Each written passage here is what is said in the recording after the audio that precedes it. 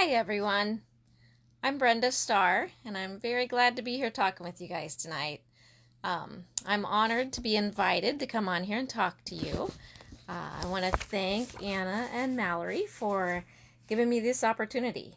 Um, I am so very appreciative of teachers, educators, paraprofessionals, whatever your title may be right now, because I know how difficult it is in the schools right now. I also work in the schools. I am a school social worker. I have been a school social worker for about 15 years now. And I can tell you firsthand that this has been the absolute most difficult year so far. I'm going to guess that you guys are experiencing that same thing. So many more challenges and hurdles this year. It's amazing. But just to let you guys know, hi Mallory. I see someone on there. Yay. Just to let you guys know a little bit about me. As I mentioned, I'm a school social worker. I have been for 15 years. I've worked with kids and families and teachers from preschool all the way through 12th grade. So wide range of ages I've worked with. I also am a mom. I have a 12-year-old daughter and biological daughter. I also have 3 older stepdaughters into their 20s who two of those 3 have little babies. So I have 2 grandsons also. So lots of life experiences as a parent also, in addition to being the school social worker.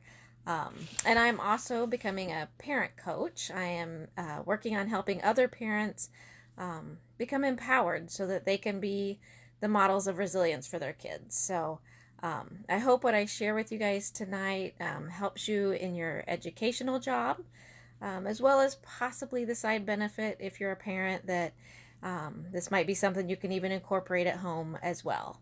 The topic I'm going to discuss tonight is applicable in all areas, schooling, home, everything. So I hope you guys find some benefit in this. I'm going to talk tonight about mindfulness. Being that you're in schools, I imagine this is not a new topic. You probably at least heard of mindfulness, but I'm hoping by what I share tonight that you guys get a little bit better understanding of it. And my goal for tonight is that you can walk away with some techniques that you can do. I'm going to give you guys some really simple, easy, kind of like 1-minute techniques tonight, so that you can go and put them into action tonight, tomorrow. Again, I can tell you from the experience I've seen so far in the schools, mindfulness is needed. I've seen many adults and kids experiencing a lot of stress, a lot of anxiety over all that's going on in the schools, just all of the unknowns. This year is a very stressful year, to say the least. So, again, I really hope what I'm going to share with you guys tonight is useful and that you guys can just walk away tonight and actually put it into use. So, I want to start off just to share with you guys just a little bit about what mindfulness is. Now, you guys have probably at least heard of mindfulness. I don't think too many people in education haven't at least heard of it. So, sorry, I'm trying to get to my front page. I should have had my right page open. Anyway, mindfulness is kind of a form of meditation. There's more in-depth meditation that you can do. So mindfulness can be a very short action that you do. It does focus, it gets you just really like intensely aware of the present moment. You're just sensing and feeling everything right now in the moment, without judgment, without interpretation. So you just feel it and that's it. Just being in the moment. That's really what mindfulness is about. There are some like breathing techniques that you can do that are mindfulness. There's things like guided imagery. There's other mindfulness activities too. So I am actually going to be able to be back with you guys Thursday. So I thought I might talk a little bit about the more in-depth things with mindfulness on Thursday. But I wanted tonight to have you guys have something that, again, that you can just put right into action tonight or tomorrow and find some use in it. So some benefits that you can get also I wanted to share with you from doing mindfulness. I think sometimes people kind of, if they don't fully understand mindfulness, kind of think of it maybe more as a waste of time, like, why am I doing this? But there are some, definite benefits that you can get from practicing mindfulness. So just to share with you guys a little bit about that, but it really can reduce that stress and anxiety you're feeling. Many times our anxiety that we feel is about upcoming events, upcoming things that maybe we don't feel prepared for, that the unknown, like I don't know how this is going to go tomorrow. Things like that is what causes it. So by practicing mindfulness, by being just really present in the moment, it helps you kind of reduce that worry about what's going to happen later. It also can help increase emotional regulation. So while our goal is to help support you guys as teachers, maybe these might be things that you can use with the kids in your classroom as well, which is also going to help you guys too. If you can help your kids learn mindfulness, your students, then they're going to be better emotionally regulated, managing that stress, which is going to help reduce your stress. So it's kind of a win-win. So might be things that you can take away and do and teach your students in your classroom too. So it also helps increase focus. I think kids have been away from school for a while now, and again, the experience I'm seeing is when they're getting back into the classroom, it's kind of like they are kind of lost. Like, how am I supposed to be in the classroom? So it's kind of back to square one, it feels like. So just many things like that this mindfulness can improve for you guys. It also helps just reduce the risk of heart disease. I mean, just even those physical benefits that you get from mindfulness. So many, many good things. But anyway, let me get on with what you can do for mindfulness. I just love mindfulness, and I could talk about the benefits of it forever. But I want you guys to walk away with some things that you can actually do that are mindfulness. One thing I will recommend to you before I get into these actual things that you can do, there's an app. There's always an app for that, right? So there's an app for mindfulness that you guys can download. It's called Calm, C-A-L-M, Calm. There's probably more than that, but I will be honest with you, that's the one that I just love. Go to it all the time. It's got a lot of variety of things on it that are like guided imagery, just calming music, stories, just little ways to meditate. So if you're a tech person and you really like doing things like that on your phone, I do recommend that app, Calm. It's a great one.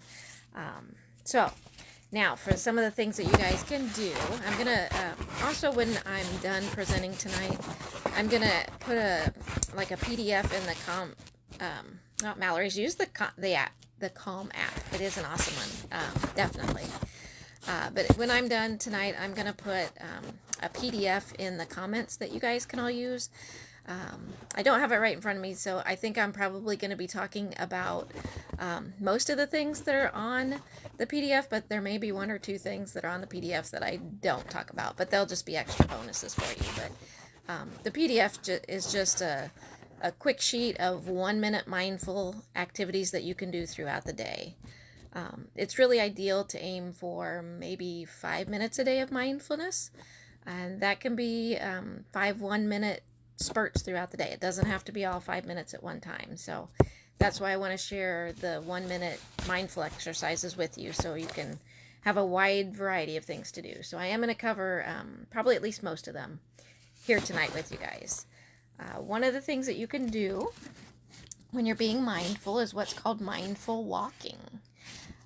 Many times throughout our busy day, when we're walking from here to there, we just, our mind's kind of on a mission. We're walking, and it's probably thinking about wherever we're headed to, what we have coming up, what we need to do. So we just are walking in our minds, busy, thinking of something. So instead, if you were going to do mindful walking, you would be very aware of what's going on right now, right here, while you're walking.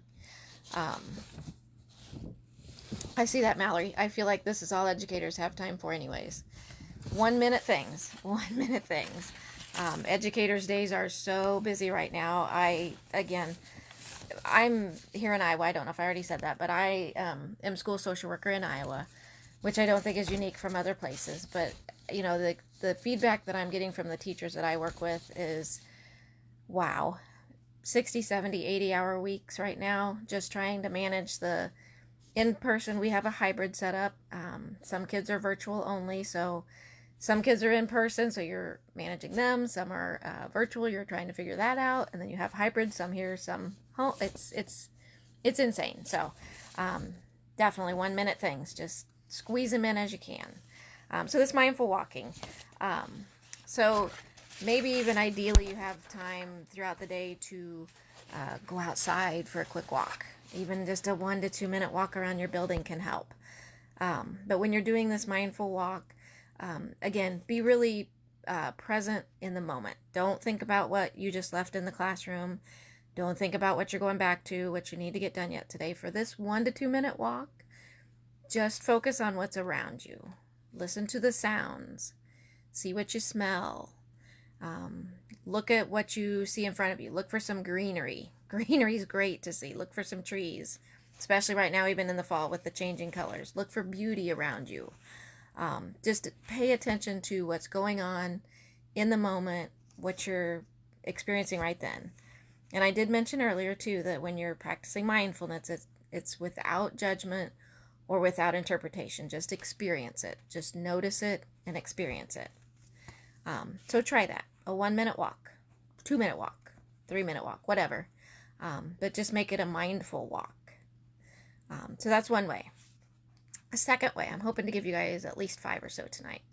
Second thing, very easy to do quickly within your day, is wish other people happiness.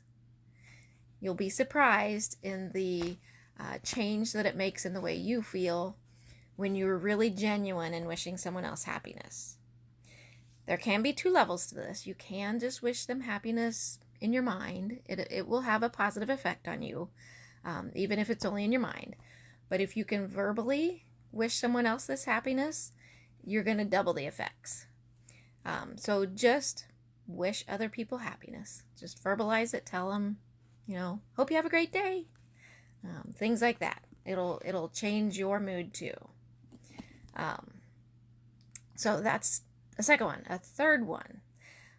This can be, again, quick and easy. You're on your way to work. You're on your way home.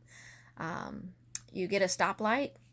And I'll bet you many of us, when we stop at that stoplight, what happens? We start to think about, okay, when I get to school, I got to get this ready, and I still need to get that done today, and I'm behind on this, and whatever all things you need to get done. Then the light's green, and you go again. So instead of spending that, however long, 30 seconds to a minute maybe, that you're at a red light, take 4 deep breaths. Don't think about your school day. Don't think about the things that need to get done. Just focus on your breath. And here in a minute, I'm going to give you guys a couple ways that you can do deep breathing, so you have an actual way to do it. But that's another way. Just stop and practice some deep breathing. So that is number 3. Trying to look at my notes real quick. Sorry. So there are some other things. I think maybe I said maybe about 5. I think I'm going with about 3 tonight, because I also wanted to give you guys a few breathing techniques, and that will get me to about 5 things to share with you. But so those 3 things that I've mentioned, the walking, wishing other people happiness, pausing at stoplights, and doing some mindful breathing, those are all really quick things. I think the other thing I was going to tell you, was eating mindfully. So I'm sure throughout the day, you probably don't have a whole lot of time to sit and eat much, but you probably pop something in your mouth. For example, a good thing, for just a quick example, is a raisin. So let's say you pop a raisin in your mouth.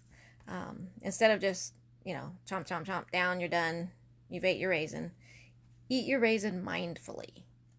So you might have to take, 30 seconds. Again, these are all quick things, less than a minute. While you're eating your raisin, and really pay attention to the raisin in your mouth.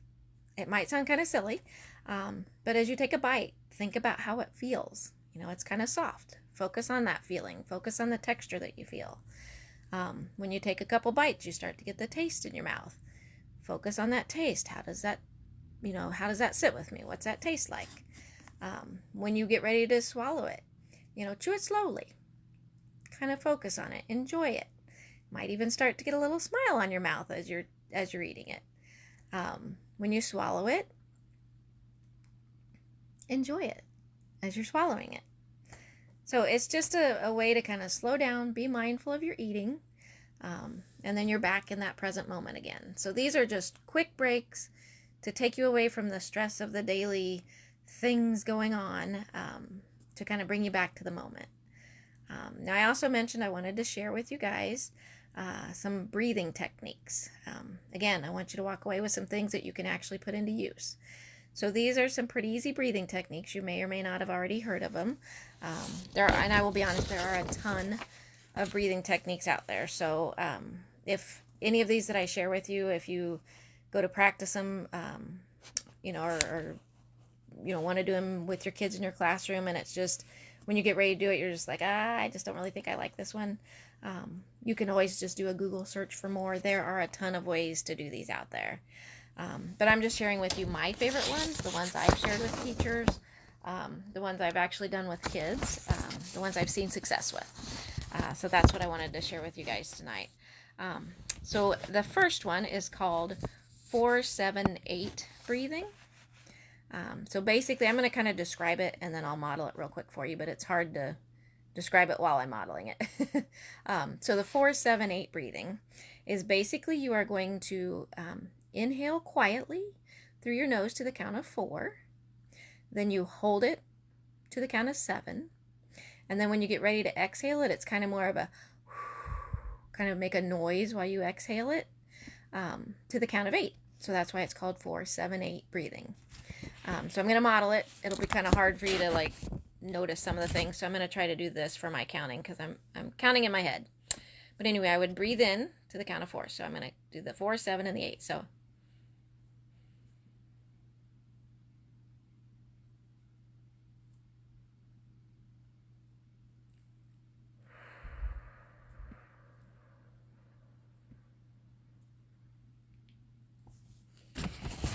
the counting would just happen in your head. I just did my fingers so you guys could see what was each step like. So again, that's the 4-7-8 breathing. Another super easy one is called square breathing. And I'll be honest, square breathing I think is one of my favorite. I love to do it. I like to teach it to kids because it's super easy to be inconspicuous as they do it. So this might be something that you teach your whole classroom. Just as throughout the day, your whole classroom might just jump on and say, jump in and do a quick, let's do a quick square breath. Maybe you're getting ready for a test, or, you can tell your classroom's just a little bit off, they're antsy, they're something, you can just tell. So, hey, let's do a quick square breathing. And then everyone does it. And then at other times you might notice that particular kid that's having a little bit more difficulty today. So you might encourage them to just themselves do a quick square breathing. So it can be for you, it can be for your whole class, and then it can also be just for individual students. So the square breathing. Mallory, square breathing is my fave. Yes, square breathing. Again, this may not be new to everyone. It's a kind of common thing for square breathing, but in case you aren't aware of it, I just wanted to make sure I did throw it out there. But square breathing is basically as you take your breaths, you're making the shape of a square. You do it to the count of 4 on each side. So it's you breathe in, you hold it, you breathe out, you hold it. So it's kind of repeating that. So I'll do it real quick, and each one's to the count of 4. So it would be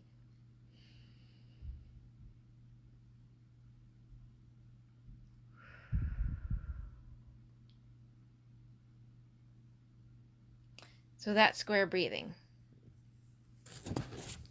Mallory says I'm a school social worker too, so maybe it's just our thing. School social workers know about these breathing techniques, definitely. Definitely. The other thing I like about the square breathing too. So I did it like this in the air for you guys to be able to see. As you're doing it with your whole classroom, you can do it in the air for everyone to do together. When you're wanting that one particular student that's having a rough day today, when you're trying to encourage them to do it, they're not going to want to be the only one doing it in the air. So what you can do, you can't really see my leg, but you can do it on your leg. So you can just do just a little square even on your leg. So as you're encouraging that one particular student to do it, they can very nonchalantly be making this square on their leg to cue their brain how long to hold the breath and what to do. And no one else even needs to know that they're doing it. So that's the great thing that I love about the square breathing. So anyway, that's square breathing. The last breathing that I was going to share with you, and then actually I shared 4 mindful techniques and 3 breathing. So you're up to 7. It was a bonus. I wanted to aim for 5, so you're getting 7. So yay. But anyway, the last one that I was going to share with you guys, I'm going to try to do this without my phone falling over. Sorry.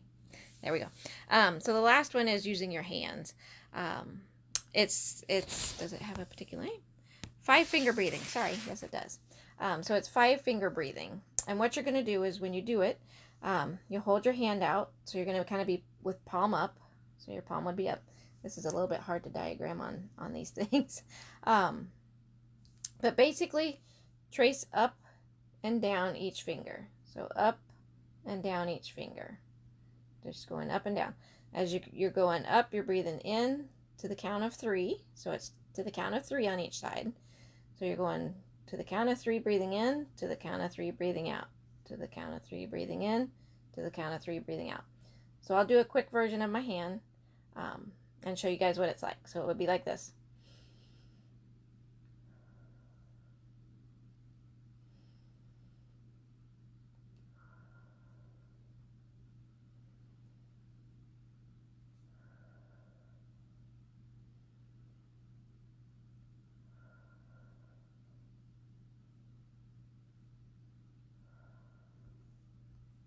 So that's the 5-finger breathing.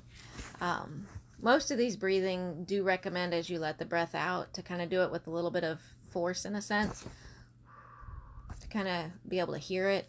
And that's really the purpose of that, is really letting that kind of stress and tension that's in you out. When you're just kind of, a very quiet kind of thing, it just doesn't really release that out of you. So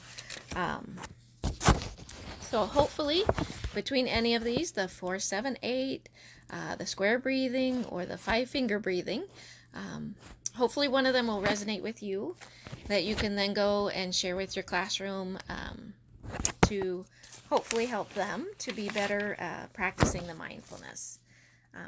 So again, I hope these things that I've shared with you today are useful. I hope you're able to go use them tonight, tomorrow, practice them so that you can be good at them, and then you'll be able to share them with the children in your life, whether that's your students at school or your family at home also. I did want to let you guys know, I'm also, I think I mentioned at the beginning here, that I'm a parent coach also. I do have a group. It's called Raising Rock Stars, that I wanted to just let you guys know a little bit about. Raising Rock Stars is a group to help empower moms so that they can parent smarter, not harder, with God's grace, so that they can model the resilience their kids need to succeed. While my group is focused on moms, it is Raising Rock Stars to empower the parents. It's also very useful for teachers. Many of the moms in my group are also teachers, which of course I've networked with through my job. But this is all very useful for us as teachers, educators, paraprofessionals, whatever your role is, as well as being the parent role too. So in addition to that mindfulness handout that I'll put in the comments, I'll put a link to my group. Feel free to come check it out. We'd love to have you. We love supporting each other in that community group. It's very helpful as we head down that difficult parenting journey. Being an educator this year is by far the most challenging thing, and then I would say being a parent maybe is right behind being an educator right now. Very challenging things right now. Yes, I see you guys, Mallory and Anna. I want to thank you guys for letting me come on here. I love sharing all of this stuff. I could talk about mindfulness like forever. I love mindfulness. So again, feel free to come join my group. I do plan on doing a workshop, Parenting Smarter workshop, here towards probably the end of October, and in a couple of weeks. I'm still getting all my details kind of narrowed down, but I'd love to have any of you guys join it if you would like. So I will put the link to my group in there. And again, thank you, educators, for all that you're doing right now. I see it every day. I know how hard it is. Hang in there. We all appreciate all that you guys are doing. Thank you, Anna and Mallory, for letting me be on here tonight and hopefully share some of these coping skills with everyone that will help make the world just a little bit better and a little bit easier to manage. So I'll be back Thursday, same time, 8 p.m. Central. Share any questions and answers with you guys. If you have any questions, feel free to jump on here then with it. Would love to actually, talk with you guys on here, interact with you guys, help you with any of this mindfulness that you have questions about. So please feel free to jump on Thursday night, 8 p.m. Central, and we will answer any questions you guys have, as well as, if there aren't very many questions, I will plan to model some other things. I did talk about like a body scan. There's also using your 5 senses. There's an activity around that you can do. Various other things. So I'll have some other tricks up my sleeve for Thursday to share with you guys that are a little bit more in depth than what I talked about tonight. I wanted tonight to be quick and easy for you guys to walk away with. So hopefully I'll see you guys Thursday, and have a great rest of the week. Again, thank you for all you do. Thank you, Anna and Mallory, and I will see everyone on Thursday. Bye.